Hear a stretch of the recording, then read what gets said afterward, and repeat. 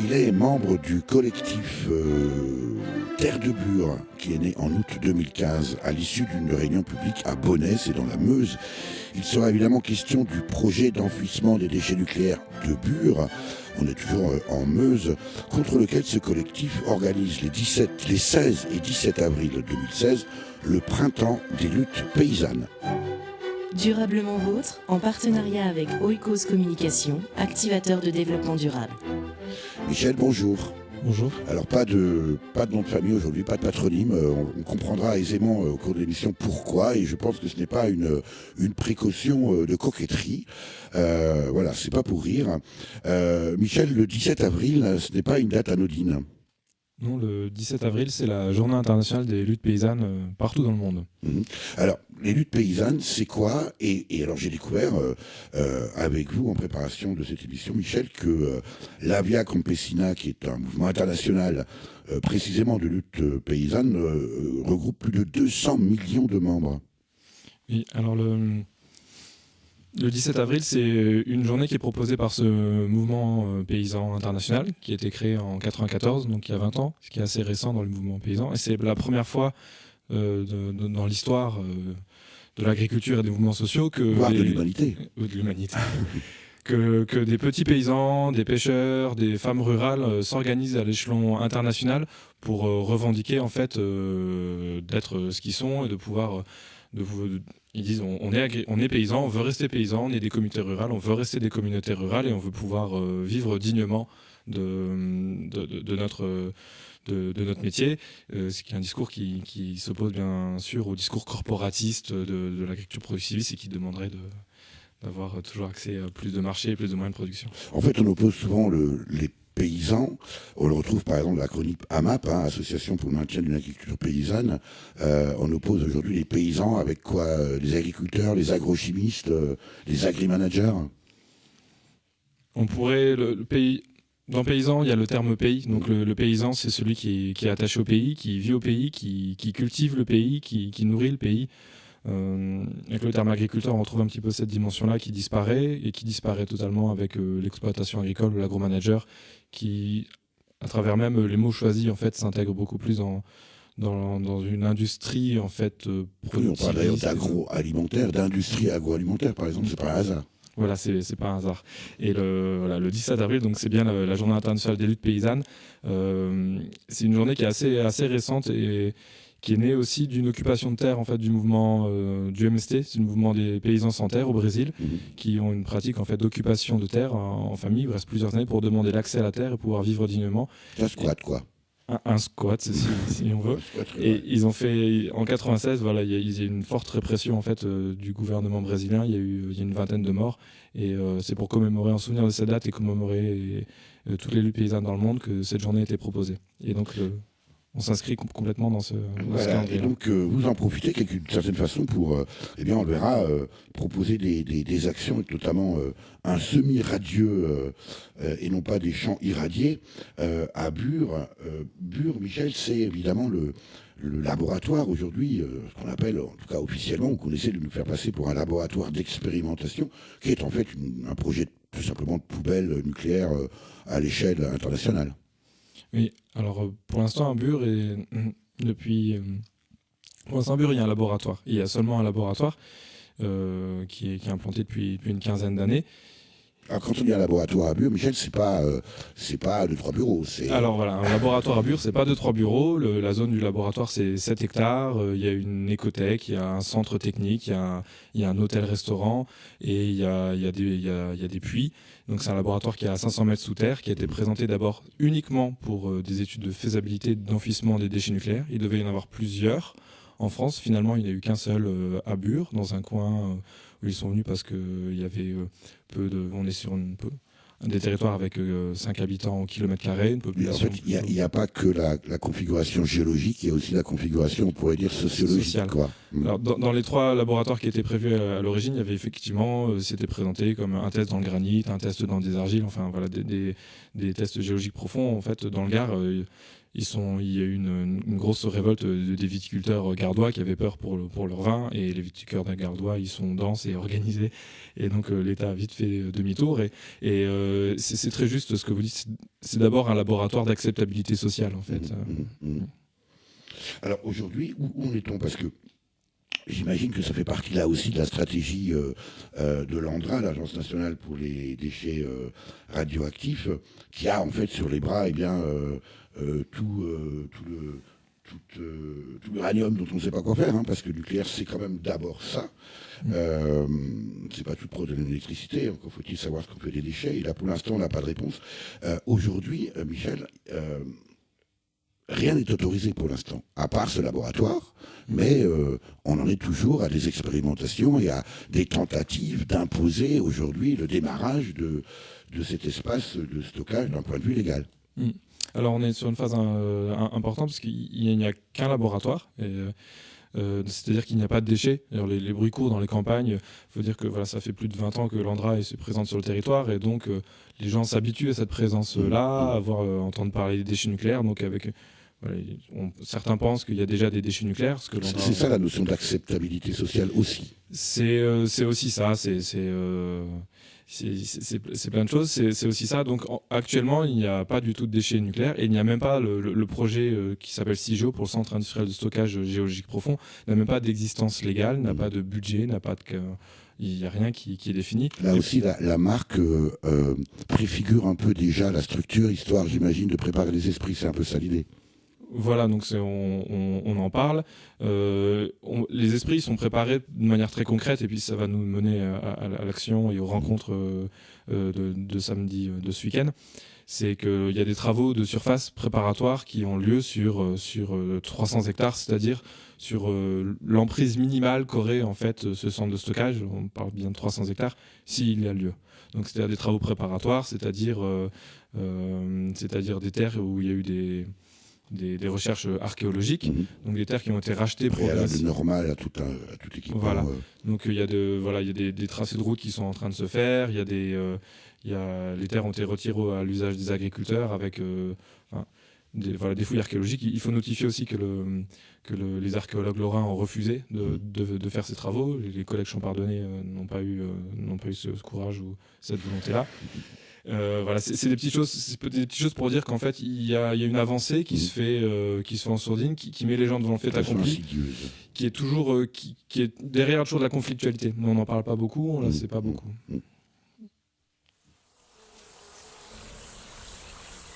Durablement Vôtre, en partenariat avec les radios associatives de Lorraine. Alors vous, Michel, et votre collectif Terre de Bure, comme son nom l'indique, vous êtes un peu les spécialistes de l'aspect foncier. Vous le disiez à l'instant, quelques 300 hectares pour l'instant affectés, propriété de l'ANDRA, de l'Agence nationale pour les déchets radioactifs, mais en fait on s'aperçoit, et ça c'est votre travail à vous, qu'on est bien au-delà de ces 300 hectares. Oui, c'est un travail qui a été mené au sein du collectif, et depuis... Et même avant, depuis qu'il y a le projet, il y a des gens qui sont en veille et qui rassemblent des informations. C'est pas toujours facile. On est bien au-delà de 300 hectares sur l'emprise de CIGEO. On est sur une estimation de 300 à 600 hectares en termes d'installation de surface. Il faut imaginer qu'il y aura une gare, il y aura un centre de stockage en surface. C'est d'abord un centre de stockage en surface parce qu'il faut reconditionner les déchets avant de les descendre. On est sur, il y a un transformateur électrique qui doit faire aussi 7 hectares. Enfin, on est sur des installations vraiment très très très lourdes. On est sur peut-être sur un centre nucléaire le plus nucléarisé au monde, peut-être derrière la Hague et la vallée du Rhône. Et par contre, ce qui est encore plus étonnant, c'est que l'emprise foncière de l'ANDRA dépasse même ses besoins, ses fourchettes hautes de besoins, c'est-à-dire qu'on est sur 1000 hectares de terres agricoles en propriété ou en réserve foncière et 2000 hectares de forêt. Donc pour donner un ordre d'idée, l'aéroport de Notre-Dame-des-Landes, qui est déjà surdimensionné et qui est une lutte, enfin c'est un territoire de 10 km sur 2, c'est 1600 hectares. Donc en termes d'emprise foncière déjà mis de côté, on est déjà sur de Notre-Dame-des-Landes. Donc Michel, si je vous comprends bien, vous l'avez très bien expliqué, c'est donc l'ANDRA aujourd'hui, et potentiellement, soit directement, soit par l'intermédiaire de la SAFER, qui acquiert des réserves foncières, étend aujourd'hui son territoire sur quelques 3000 hectares. Voilà. C'est quoi le but ? Alors, On a des éléments de réponse, mais on se pose aussi beaucoup de questions. Alors, il y a plusieurs pistes. Pourquoi tant de surface ? Alors, la première, c'est que voilà, ça fait 15 ans que l'Andra échange des terres avec les agriculteurs, souvent à leur avantage comptable, puis en négociant bien avec l'un et les autres de manière séparée pour éviter qu'il puisse y avoir une négociation collective. Et pour que ça se passe bien, c'est-à-dire c'est chaque fois annoncé comme étant à l'amiable, en fait, l'Andra c'est constitué un portefeuille foncier pour pouvoir avoir un peu de souplesse dans les échanges. Ces échanges à l'amiable, les gens sur le terrain nous parlent beaucoup plus de harcèlement que d'échanges à l'amiable, de pression, parce que c'est très facile de dire si vous ne vendez pas, de toute façon vous irez à l'expropriation, parce que nous on a les moyens, on se donnera les moyens d'eux. Alors vous citez sur votre site vmc.camp, CAMP, vous citez, Michel, allez, on va le dire, un certain Emmanuel Hans. J'aimerais que vous lui disiez 2 mots sur cet Emmanuel Hans qui... Alors j'ai trouvé dans votre dossier de presse la fonction tout à fait originale de ce monsieur et qui je trouve très bien présenté. Il est responsable des activités humaines et de la biodiversité. C'est fabuleux ça, non ? C'est quand même un très beau métier ça, non ?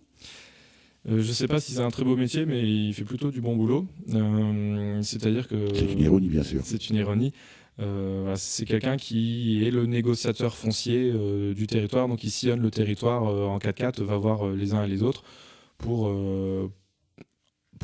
avoir les terres. Et donc, c'est un travail qui se fait sur plusieurs années. Ça fait 15 ans que ça dure. Et évidemment, c'est pas toujours dans la dentelle. Hein. C'est pas toujours dans la dentelle, c'est-à-dire qu'il est à la fois... on a cité quelques... On s'est permis de citer quelques dires, en fait, des gens quand on va discuter un petit peu, quand on mène l'enquête pour savoir ce qui se passe. Emmanuel Hans, c'est le bon Dieu sur terre. C'est un art subtil. Je pense que c'est un métier très difficile. C'est un art subtil de manier la carotte et le bâton en fait à chaque fois.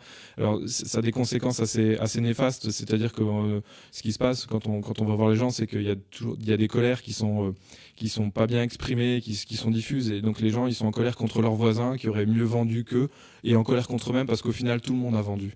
Et ça c'est vraiment triste à voir, et c'est très dommageable. C'est-à-dire que on est sur des processus très longs en fait d'appropriation, de dépossession du territoire où les gens en fait ne savent plus d'où ça vient et qu'est-ce qui les dépossède en fait. Alors, l'Andra a évidemment des moyens colossaux que les collectifs de bénévoles n'ont pas, et néanmoins, Michel, vous arrivez à récolter des données de façon extrêmement précise. Tout ça est un travail de fourmi, de récolte, excessivement bien documenté. Comment vous faites, comment vous travaillez, comment est-ce que vous obtenez ces données ? Parce que j'imagine qu'à la fois, l'Andra tente de montrer qu'elle est transparente, et puis en même temps, elle doit bien retenir certaines informations cruciales. Comment ça se passe ?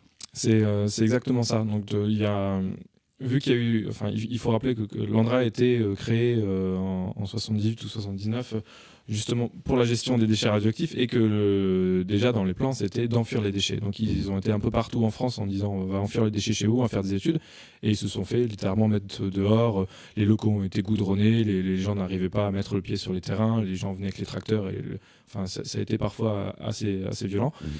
Ça c'est dans l'histoire. Donc quand ils viennent, l'Andra et l'État apprennent de ces contestations, et donc quand ils viennent en Meuse et quand ils lancent les projets laboratoires, ils mettent en place ce qui est maintenant dans tout, ce qu'on appelle nous les grands projets inutiles imposés, des CLIS, des comités de locaux d'information et de suivi, qui rassemblent des maires, des gens de l'Andra, des représentants de l'État, des habitants, des associations, pour distiller de l'information. Donc à travers ce CLIS, on arrive à avoir de l'information, mais comme vous le dites, c'est très difficile d'avoir accès, c'est-à-dire qu'on a demandé en fait l'état des lieux fonciers. On a à un moment demandé clairement vous en êtes où au niveau foncier. Voilà, c'est 1 an de demande insistante pour avoir un moment un papier. Oui, après tout, c'est une institution publique d'État. On est en droit en tant que citoyen d'avoir accès à ce genre d'informations. Voilà, c'est pas donc le droit on l'a, la réalité c'est toujours un peu dur. Et puis il y a des informations contradictoires, et puis entre les informations et les intentions, c'est aussi très très très difficile de faire la part des choses. On se retrouve avec Durablement Vôtre, en partenariat avec les radios associatives de Lorraine.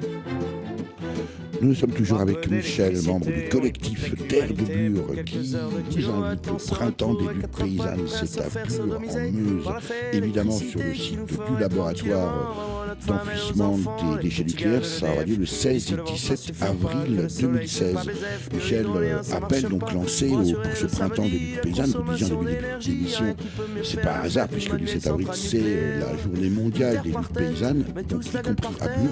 Que va-t-il se passer les 16 et 17 avril à Bure? Le 16 avril, on a invité des gens à venir nous retrouver pour discuter autour de la problématique des luttes foncières. Là, quand on dit des gens, c'est les gens en général ou ce sont des gens particuliers? Alors on a invité des gens un peu plus particuliers. Après, tout le monde, tous ceux qui sont intéressés par le sujet sont les bienvenus. On a invité des gens qui sont sur des occupations de terre. Je pense à Notre-Dame-des-Landes ou à Rabon, des gens qui occupent physiquement le terrain pour préserver de la forêt, des terres agricoles. On a invité aussi des gens qui sont dans des processus en fait où il y a des projets qui s'installent, ils sont dans des processus pour parler d'acceptabilité sociale, c'est-à-dire des enquêtes publiques pour les déclarations aussi publiques.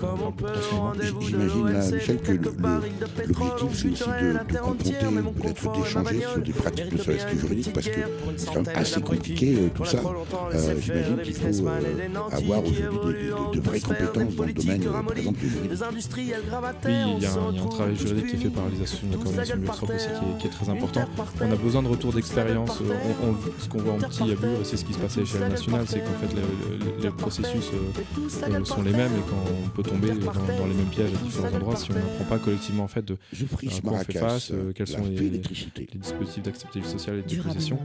Et donc on a besoin de se réunir, mais on a aussi invité les gens qui sont dans les associations, les syndicats de promotion de l'agriculture paysanne, de l'installation agricole, qui ont une vision, qui défendent un avenir avec des campagnes vivantes, avec des paysanneries nombreuses. Évidemment, puisque vous parlez des instances agricoles, on peut imaginer, par exemple, je ne sais pas au hasard, la FNSEA, parce que ils sont quand même les premiers à dénoncer l'urbanisation. On sait qu'aujourd'hui, près de 90 000 hectares disparaissent tous les ans sous le béton. Ça fait l'équivalent d'un département français tous les 6 ou 7 ans. On comprend qu'ils soient inquiets. Est-ce que la FNSEA qui lutte pour le maintien des terres agricoles est partie prenante de vos actions, Michel? Des luttes foncières. Hélas, non. C'est les gens, en général, ce sont des gens particuliers. Le doute et la déception. Alors, c'est pas vraiment une surprise, non? C'est pas vraiment une surprise. Alors, il y a plusieurs choses. Alors, pourquoi je dis non? Et peut-être l'avenir me donnera tort, mais aujourd'hui, en fait, avec le collectif Terre de Bure, on a interpellé les différentes organisations agricoles et paysannes de Lorraine qui peuvent le terrain pour préserver de la forêt, des terres agricoles, qui pourraient être concernés par ce sujet-là, pour leur demander de venir discuter. On ne demande pas déjà le 16, et même en amont, au-delà de débat, sur une réunion privée, on discute qu'est-ce qui se passe là, et on voit c'est des coins où déjà les syndicats sont pas très présents, mais ils sont pas du tout offensifs, et on sait qu'il y a eu des accords entre les instances agricoles et puis l'ANDRA dès le début, en fait, pour permettre cette concentration foncière. On a parlé de 1000 hectares de terres agricoles, donc on n'est pas étonné aujourd'hui que les gens bougent pas, parce qu'ils sont aussi pris dans des politiques d'acceptabilité sociale où il y a des réunions de la Chambre d'agriculture qui ont été invitées par l'ANDRA. Ils sont aussi aux petits oignons avec le monde agricole pour éviter c'est un peu blanc bonnet blanc. Ce qui se passe à l'échelle nationale, c'est pas le même monde, faut pas se tromper c'est pas les mêmes gens qu'on a en face, mais on va dire qu'à un moment ils ont décidé de marcher ensemble, ou du moins de ne pas rentrer dans l'affrontement. On va évidemment pas dire qu'ils ont des comptes communs au Panama, mais donc on a besoin de se réunir. C'est une idée en passant. Alors, le 16 avril, Michel, c'est une journée de rencontre des luttes paysannes, des luttes foncières, vous venez d'évoquer, c'est à partir de 10h. Et puis alors le 17, vous parlez plus précisément dédié à cette journée mondiale des luttes paysannes, une action FNSEA, parce que puisqu'ils sont quand même les premiers à dénoncer l'urbanisation, on sait qu'aujourd'hui, on va planter des patates. 90 000 hectares disparaissent tous les ans sous le béton. Voilà, c'est une action c'est un week-end, on se retrouve, on discute, ça peut être peut y avoir des discussions très techniques, comme vous l'avez dit, sur la réglementation. Et on est aussi dans l'action très concrète. Planter des patates, c'est un geste concret, c'est la saison, c'est maintenant qu'il faut le faire, c'est quelque chose qu'on fait au printemps. Un geste paysan. C'est un geste paysan, c'est-à-dire que la plantation, l'occupation de terre par les cultures, c'est aussi vieux que les paysannes. Pourquoi c'est le premier geste. C'est un geste de vie, c'est un geste. Les pommes de terre, c'est un élément nourricier important aussi dans notre culture lorraine. Voilà, il y a plein de symboles derrière. C'est aussi un geste qui est facilement appropriable par du grand public. Voilà, donc on invite à venir en jouer en famille, ça va être joyeux. Il va y avoir des cantines, on va faire un banquet.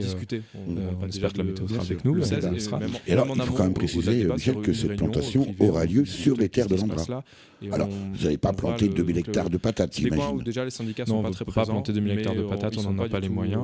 Et on sait que mais il y a eu des accords. Voilà, on a parlé de 2000 hectares de l'Andra dès le début. De foncier en propriété ou en réserve foncière pour l'Andra. Il y a 300 hectares, c'est important, qui ont été soustraits à l'usage agricole en fait à la suite de la récolte l'été dernier. Donc c'est 300 hectares qui dans la campagne aujourd'hui ont été travaillés pour des travaux préalables d'un projet, des travaux préalables du centre d'enfouissement qui n'existe pas légalement. C'est pas le même monde, politique du fait accompli. Et donc voilà, ce geste, c'est reprendre un petit bout de ces terres, les cultiver. On est sur 1 et 2 hectares. On va pas être.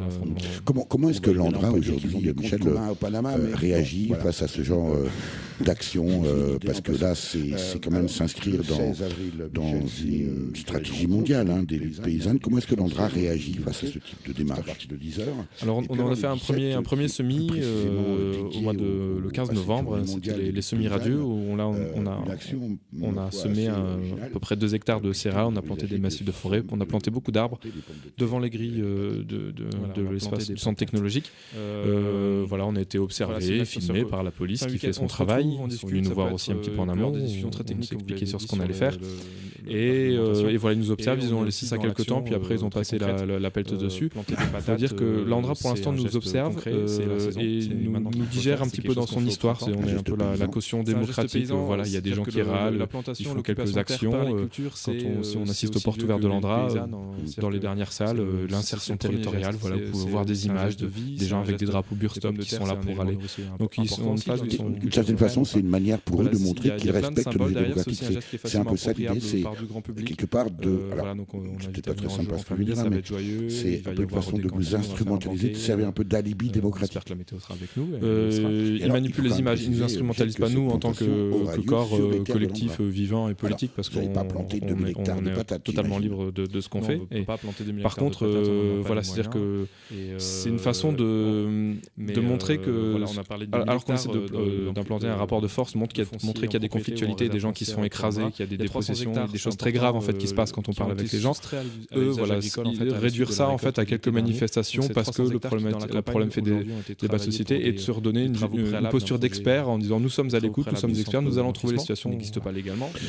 Michel, comment se fait-il, on a cité plusieurs fois Notre-Dame-des-Landes, puisque c'est évidemment le chantier qui rappelle de façon plus immédiate.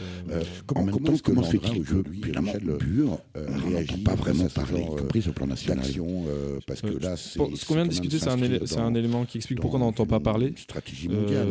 Il y a des petites choses qu'on fait, que les médias font monter en menace très vite, des petites actions de sabotage. Alors, il peut y avoir un petit peu des choses conflictuelles où tout de suite on va faire les premiers titres des journaux. À Bure, ça fait des années qu'il y a des petites actions de sabotage un peu partout. Près de 2 hectares sont tus. Voilà, il y a une politique. Il n'y a que l'Andra qui a la parole sur ce projet-là. Donc ça fait 20 ans que. Et vous, aujourd'hui, à ce micro, Michel, Café Débat également dans la semaine, je crois. On s'est expliqué sur ce qu'on a fait. Café débat paysan organisé par des paysans de Meuse, de la Confédération paysanne, qui s'est positionné ouvertement contre le projet et du côté des luttes paysannes. Il gère un petit peu dans son histoire aussi sur l'avenir des territoires, la crise agricole qui se passe de manière globale, qui touche les paysans de portes ouvertes de l'Andra. Quand et à quel endroit? C'est le jeudi 14 avril à 20h à Montier-sur-Saulx, donc c'est à 10 km de Bure, au café-restaurant Le Lion d'Or, pour débattre de la territoire. Je vous invite toutes et tous à vous rejoindre pour ce printemps des luttes paysannes à Bure les 16 et 17 avril, avec journée de rencontre le 16 et puis plantation de pommes de terre et de patates sur les terrains de l'Andra le 17. Tout ça, c'est un peu la bonne franquette, auberge espagnole, etc. Pour en savoir plus, On a trouvé toutes les informations sur votre site, Michel, celui du collectif Terre de Bure, c'est une façon www.vmc.camp, comme un camp. Merci beaucoup d'être passé nous voir, Michel, pour nous parler de cette opération. Il y a des choses très graves en fait qui se passent quand on parle avec Merci Antoine Honora à la technique. Quant à moi, je vous rappelle que le développement durable nous concerne toutes et tous, et c'est tous les jours. À la semaine prochaine. Et de se redonner une posture d'expert en disant nous sommes à l'écoute, nous sommes experts, nous allons trouver les situations. Michel, comment se fait-il, on a cité plusieurs fois Notre-Dame-des-Landes, puisque c'est évidemment le chantier qui rappelle de façon le plus immédiate. En même temps, comment se fait-il que, finalement, Bure, on n'en entend pas vraiment parler, y compris sur le plan national?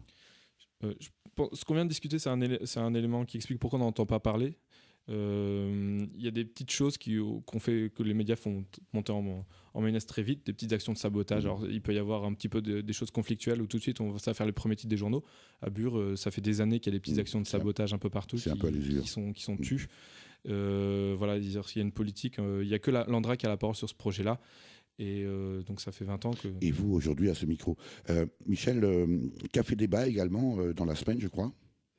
Café débat paysan organisé par des paysans de Meuse, de la Confédération paysanne, qui s'est positionnée ouvertement contre le projet et du côté des luttes paysannes, il les porte un petit peu partout aussi, sur l'avenir des territoires, la crise agricole qui se passe de manière globale, donc qui touche les paysans de Bure et des alentours. Quand et à quel endroit ?